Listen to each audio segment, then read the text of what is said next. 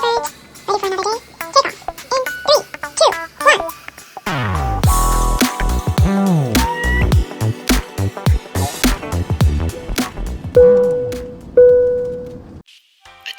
Firebirds, this is your Captain Eunz speaking. Carnelian and I would like to thank you for joining us on today's flight. The complimentary entertainment is Otaku Time, which can be found on the screens in front of you. In a world full of different hobbies and interests, Otaku Time lets me share some of mine with you, and I hope you'll share some of yours with me in the comments below. Hello everyone, welcome back or welcome to the HeyEunziverse. For this episode of Mellow Moments, I'll be focusing on watering some of my indoor plants with a little bit of unboxing at the end.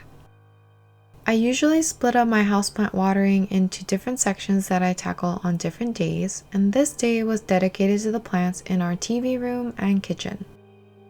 When I water, I take the time to remove dead leaves, pest treat, and trim things back. Essentially, it becomes a planty spa day. The only difference with this round of watering is that I'm trying mycorrhizal inoculants for the first time, and the brand I'm using is Extreme Gardening. With every watering, I've been using liquid dirt, which is a plant food. My plants grow fine, but I don't know if there's a difference from just using water or using other fertilizers. I do want to eventually try other fertilizers or plant foods, but for now, this has been working for me. A little backstory on this Carissa, which I wouldn't have chosen to grow, especially indoors. My dad really loved the scent of the flowers whenever he passed by Carissa at his old workplace.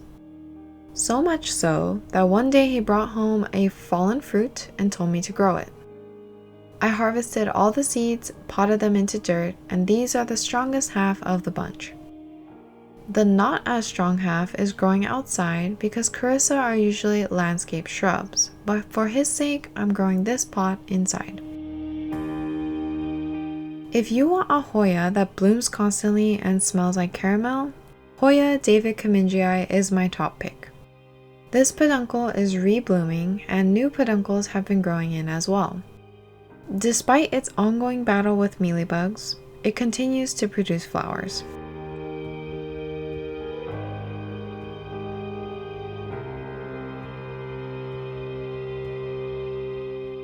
These are two philodendrons I brought in from outside, the philodendron black cardinal and the philodendron Birkin. When they were outside, I had them in an area that didn't get as much sun, so they didn't grow at all or were staying at a tiny size.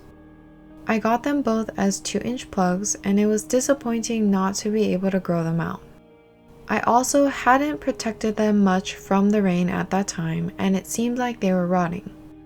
So about a year to 2 years ago, I cleaned them up and brought them inside as an emergency measure. I popped them into no drainage with leca and set them in a very sunny spot. After that, the growth took off. I'm not sure what happened with this black cardinal leaf though. It might have been a drop in humidity because it suddenly got cold here and we've been running the heater. Thankfully, between the time of filming this video and editing it, a new leaf has come through and it's perfectly fine.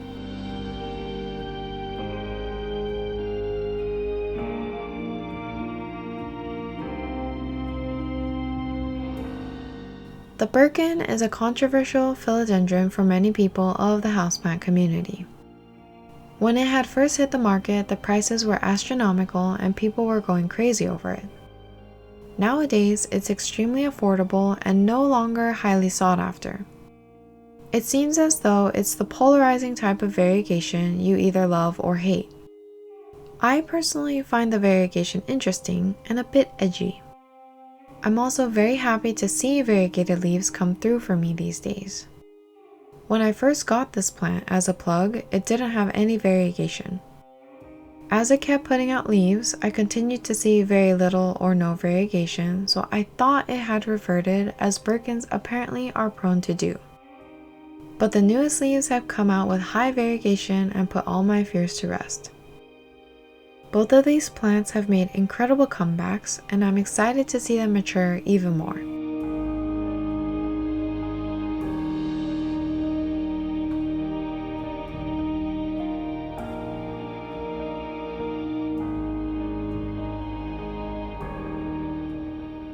As you can see, most of the plants are Hoyas because this area of our house is where we get the most sunlight. Although people say that Hoyas can tolerate low light and lower temperatures, if you want to see huge jumps in leaf growth and the formation of flowers, it's best to have them in the sun.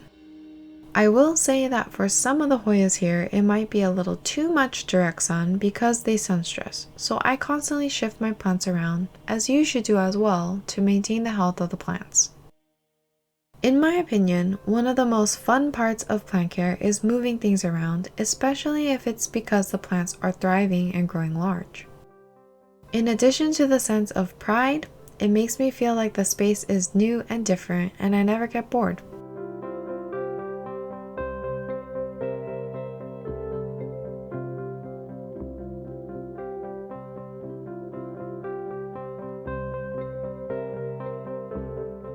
Rhaphidophora and Monstera are two genuses that I have yet to crack the code on.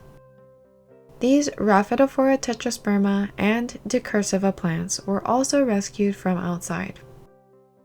For over a year and a half, they stayed as little wet sticks and have only now, in the past 6 months, started to produce leaves at a regular pace. Although it hadn't grown in yet at the time of filming this, the tetrasperma has even produced leaves that are fenestrated. Finally. The decursiva, on the other hand, is a lot more finicky, but let's hope that it catches up to the tetrasperma growth eventually. This Hoya obscura is one that I had to chop and prop because of severe root mealy damage. But it has since sprouted roots and new leaves have started to come in. I often take cuttings as insurance for the mother plants, or if I accidentally knock a section off like I did with this Hoya nummulariioides. The Monstera adansonii has taken me on a roller coaster and I have yet to get back on the up and up. It was a lovely plant and then it rotted, and then it was a lovely plant again and then it rotted again. But there's still hope, so I'm holding on.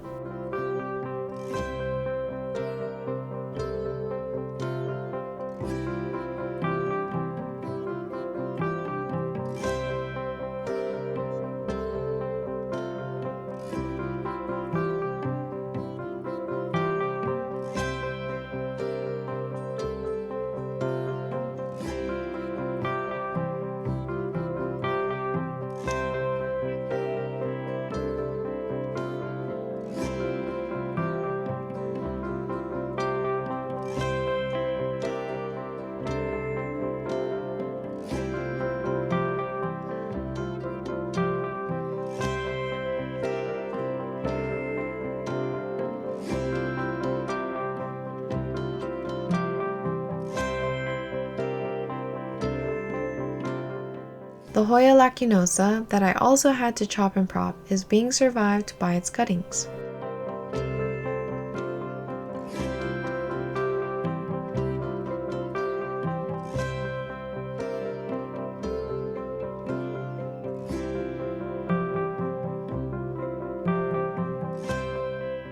There are some plant parents who dread watering as it's their least favorite chore.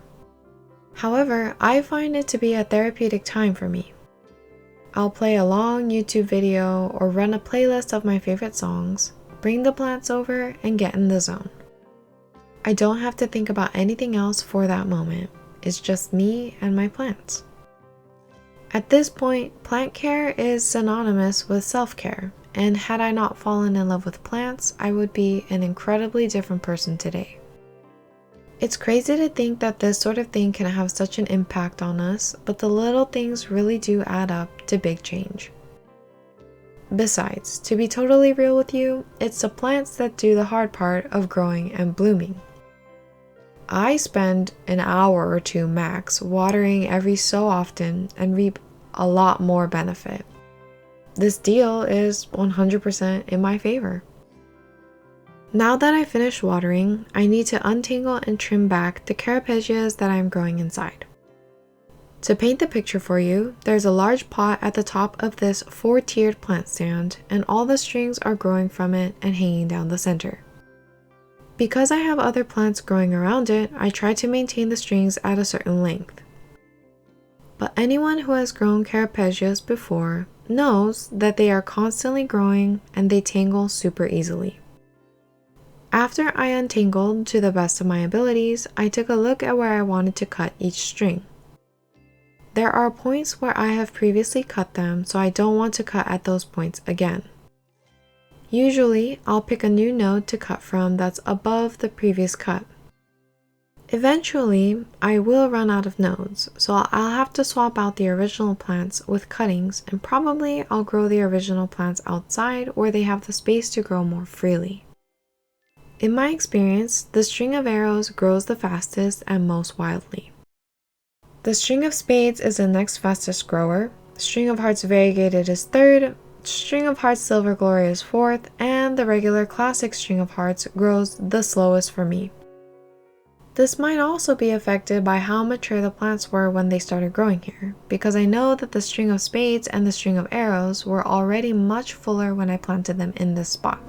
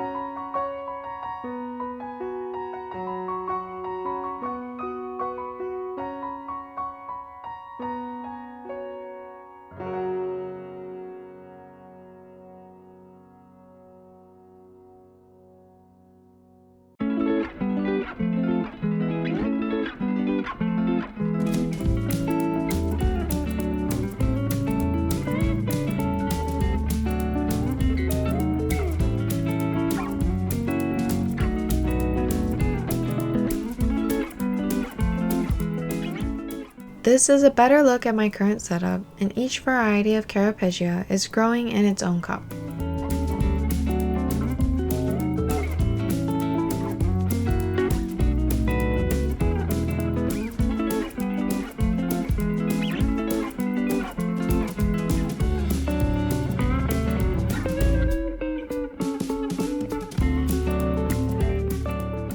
Now on to some unboxing and some small hauls. First up, my mom and I each picked up a pair of these garden work shoes. I spotted them at Sam's Club and fell head over heels for them. I mean, how can you resist the cutie vegetables and the forest mushrooms? My mom liked the mushrooms too, but felt that the wildflower style fit her better, and I would have to agree.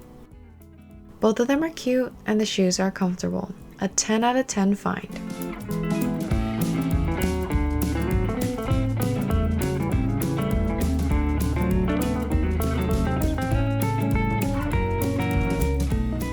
I ordered this cute tote bag from a small business called Folia Collective. Unfortunately, their physical store closed and they're updating their shop to be fully online. Before they temporarily paused the shop, I snagged this tote bag. I love the simplicity of the dark green print on off-white canvas and the sheer number of plants they shoved together in a jungly way. I also appreciate that they didn't make both sides exactly the same.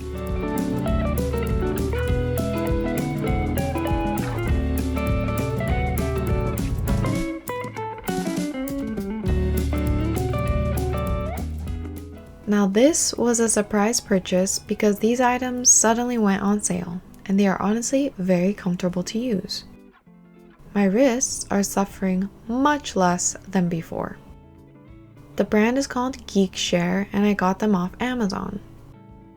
The leek and apple feed into my planty aesthetic in a derpy way.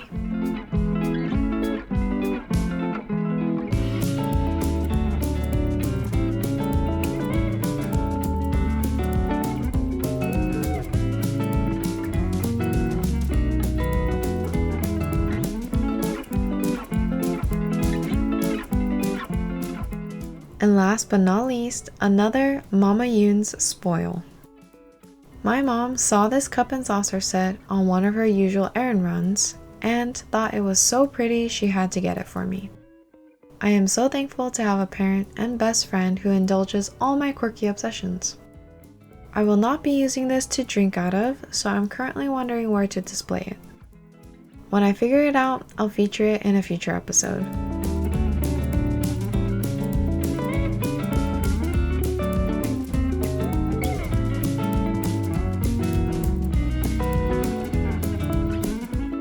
Let me know what you've been up to these days. What are some little things that have brought you joy? I'd love to hear about them.